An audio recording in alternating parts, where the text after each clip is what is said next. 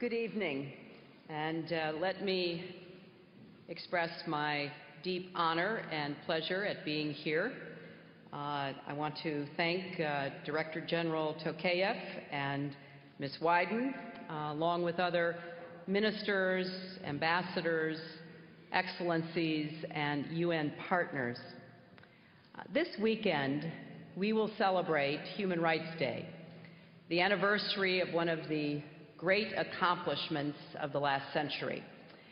Beginning in 1947, delegates from 6 continents devoted themselves to drafting a declaration that would enshrine the fundamental rights and freedoms of people everywhere. In the aftermath of World War II, many nations pressed for a statement of this kind to help ensure that we would prevent future atrocities and protect the inherent humanity and dignity of all people. And so the delegates went to work. They discussed, they wrote, they revisited, revised, rewrote for thousands of hours. And they incorporated suggestions and revisions from governments, organizations, and individuals around the world. At 3 o'clock in the morning on December 10th, 1948, after nearly 2 years of drafting and one last long night of debate, the President of the UN General Assembly called for a vote on the final text. 48 nations voted in favor, 8 abstained, none dissented, and the Universal Declaration of Human Rights was adopted. It proclaims a simple, powerful idea. All human beings are born free and equal in dignity and rights. And with the Declaration, it was made clear that rights are not conferred by government. They are the birthright of all people. It does not matter what country we live in, who our leaders are, or even who we are. Because we are human, we therefore have rights. And because we have rights, governments are bound to protect them. In the 63 years since the Declaration was adopted, many nations have made great progress in making human rights a human reality. Step by step, barriers that once prevented people from enjoying the full measure of liberty, the full experience of dignity, and the full benefits of humanity have fallen away. In many places, racist laws have been repealed. Legal and social practices that relegated women to second-class status have been abolished. The ability of religious minorities to practice their faith freely has been secured. In most cases, this progress was not easily won. People fought and organized and campaigned in public squares and private spaces to change not only laws but hearts and minds. And thanks to that work of generations, for millions of individuals whose lives were once narrowed by injustice, they are now able to live more freely and participate more fully in the political, economic, and social lives of their communities. Now, there is still, as you all know, much more to be done to secure that commitment, that reality and progress for all people. Today, I want to talk about the work we have left to do to protect one group of people whose human rights are still denied in too many parts of the world today. In many ways, they are an invisible minority. They are arrested, beaten, terrorized, even executed. Many are treated with contempt and violence by their fellow citizens, while authorities empowered to protect them look the other way, or too often even join in the abuse. They are denied opportunities to work and learn, driven from their homes and countries, and forced to suppress or deny who they are to protect themselves from harm. I am talking about gay, lesbian, bisexual, and transgender people, human beings born free and given, bestowed equality and dignity, who have a right to claim that, which is now one of the remaining human rights challenges of our time. I speak about this subject knowing that my own country's record on human rights for gay people is far from perfect. Until 2003, it was still a crime in parts of our country. Many LGBT Americans have endured violence and harassment in their own lives, and for some, including many young people, bullying and exclusion are daily experiences. So we, like all nations, have more work to do to protect human rights at home.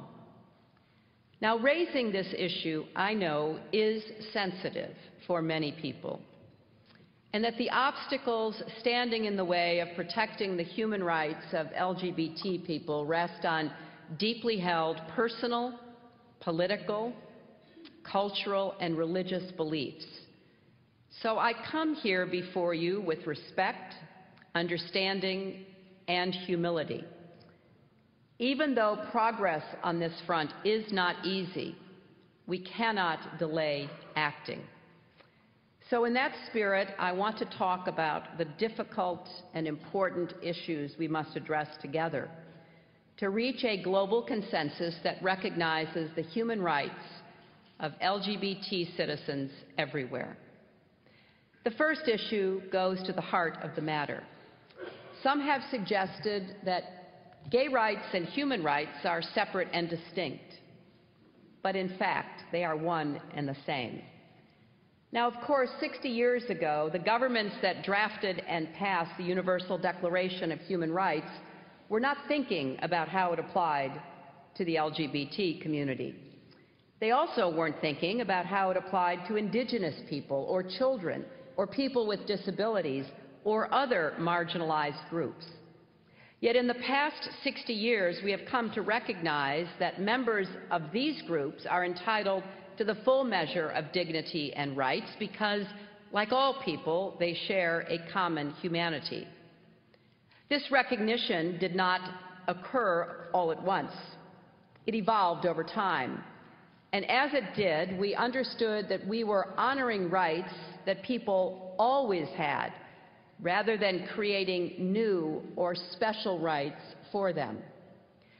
Like being a woman, like being a racial, religious, tribal, or ethnic minority, being LGBT does not make you less human. And that is why gay rights are human rights and human rights are gay rights. It is a violation of human rights when people are beaten or killed because of their sexual orientation, or because they do not conform to cultural norms about how men and women should look or behave. It is a violation of human rights when governments declare it illegal to be gay, or allow those who harm gay people to go unpunished. It is a violation of human rights when lesbian or transgendered women are subjected to so-called corrective rape or forcibly subjected to hormone treatments, or when people are murdered after public calls for violence toward gays, or when they are forced to flee their nations and seek asylum in other lands to save their lives. And it is a violation of human rights when life-saving care is withheld from people because they are gay, or equal access to justice is denied to people because they are gay, or public spaces are out of bounds to people because they are gay. No matter what we look like, where we come from, or who we are all equally entitled to our human rights and dignity. The second issue is the question of whether homosexuality arises from a particular part of the world. Some seem to believe it is a Western phenomenon, and therefore people outside the West have grounds to reject it. Well, in reality, gay people are born into and belong to every society in the world. They are all ages, all races, all faiths. They are doctors and teachers, farmers and bankers, soldiers and athletes. And whether we know it or whether we acknowledge it, they are our family, our friends, and our neighbors. Being gay is not a Western invention. It is a human reality. And protecting the human rights of all people, gay or straight, is not something that only Western governments do. South Africa's constitution, written in the aftermath of apartheid, protects the equality of all citizens, including gay people. In Colombia and Argentina, the rights of gays are also legally protected. In Nepal, the Supreme Court has ruled that equal rights apply to LGBT citizens. The government of Mongolia has committed to pursue new legislation that will tackle anti-gay discrimination. Now, some worry that protecting the human rights of the LGBT community is a luxury that only wealthy nations can afford. But in fact, in all countries, there are costs to not protecting these rights. In both gay and straight lives lost to disease and violence, in the silencing of voices and views that would strengthen communities, in ideas never pursued by entrepreneurs who happen to be gay. Costs are incurred whenever any group is treated as lesser or the other, whether they are women, racial or religious minorities, or the LGBT. Former President Mogai of Botswana pointed out recently that for as long as LGBT people are kept in the shadows, there cannot be an effective public health program to tackle HIV and AIDS. Well, that holds true for other challenges as well. The third and perhaps most challenging issue arises when people cite religious or cultural values as a reason to violate or not to protect the human rights of LGBT citizens. This is not unlike the justification offered for violent practices toward women like honor killings, widow burning, or female genital mutilation. Some people still defend those practices as part of a cultural tradition, but violence toward women isn't cultural, it's criminal. Likewise with slavery, what was once justified as sanctioned by God is now properly reviled as an unconscionable violation of human rights. In each of these cases, we came to learn that no practice or tradition trumps the human rights that belong to all of us. And this holds true for inflicting violence on LGBT people, criminalizing their status or behavior, expelling them from their families and communities, or tacitly or explicitly accepting their killing. Of course, it bears noting that rarely are cultural and religious traditions and teachings actually in conflict with the protection of human rights. Indeed, our religion and our culture are sources of compassion and inspiration toward our fellow human beings. It was not only those who justified slavery who leaned on religion, it was also those who sought to abolish it.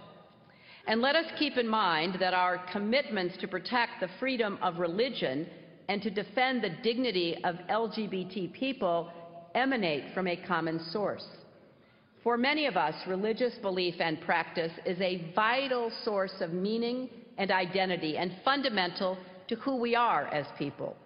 And likewise, for most of us, the bonds of love and family that we forge are also vital sources of meaning and identity. And caring for others is an expression of what it means to be fully human. It is because the human experience is universal that human rights are universal and cut across all religions and cultures. The fourth issue is what history teaches us about how we make progress toward rights for all. Progress starts with honest discussion. Now, there are some who say and believe that all gay people are pedophiles, that homosexuality is a disease that can be caught or cured, or that gays recruit others to become gay. Well, these notions are simply not true. They are also unlikely to disappear if those who promote or accept them are dismissed out of hand rather than invited to share their fears and concerns. No one has ever abandoned a belief because he was forced to do so. Universal human rights include freedom of expression and freedom of belief, even if our words or beliefs denigrate the humanity of others. Yet while we are each free to believe whatever we choose, we cannot do whatever we choose, not in a world where we protect the human rights of all. Reaching understanding of these issues takes more than speech. It does take a conversation. In fact, it takes a constellation of conversations in places big and small, and it takes a willingness to see stark differences in belief as a reason to begin the conversation, not to avoid it. But progress comes from changes in laws. In many places, including my own country, legal protections have preceded, not followed, broader recognition of rights. Laws have a teaching effect. Laws that discriminate validate other kinds of discrimination. Laws that require equal protections reinforce the moral imperative of equality. And practically speaking, it is often the case that laws must change before fears about change dissipate. Many in my country thought that President Truman was making a grave error when he ordered the racial desegregation of our military. They argued that it would undermine unit cohesion. And it wasn't until he went ahead and did it that we saw how it strengthened our social fabric in ways even the supporters of the policy could not foresee. Likewise, some worried in my country that the repeal of Don't Ask, Don't Tell would have a negative effect on our armed forces. Now the Marine Corps Commandant, who was one of the strongest voices against the repeal, says that his concerns were unfounded and that the Marines have embraced the change. Finally, progress comes from being willing to walk a mile in someone else's shoes. We need to ask ourselves, how would it feel if it were a crime to love the person I love? How would it feel to be discriminated against for something about myself that I cannot change? This challenge applies to all of us as we reflect upon deeply held beliefs, as we work to embrace tolerance and respect for the dignity of all persons, and as we engage humbly with those with whom we disagree in the hope of creating greater understanding. A fifth and final question is how we do our part to bring the world to embrace human rights for all people, including LGBT people. Yes, LGBT people must help lead this effort, as so many of you are. Their knowledge and experiences are invaluable, and their courage inspirational. We know the names of brave LGBT activists who have literally given their lives for this cause, and there are many more whose names we will never know. But often those who are denied rights are least empowered to bring about the changes they seek. Acting alone, minorities can never achieve the majorities necessary for political change. So when any part of humanity is sidelined, the rest of us cannot sit on the sidelines. Every time a barrier to progress has fallen, it has taken a cooperative effort from those on both sides of the barrier. In the fight for women's rights, the support of men remains crucial. The fight for racial equality has relied on contributions from people of all races. Combating Islamophobia or anti-Semitism is a task for people of all faiths, and the same is true with this struggle for equality.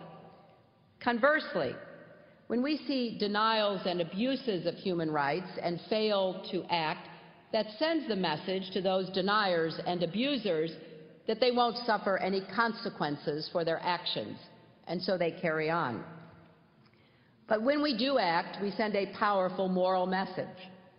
Right here in Geneva, the international community acted this year to strengthen a global consensus around the human rights of LGBT people.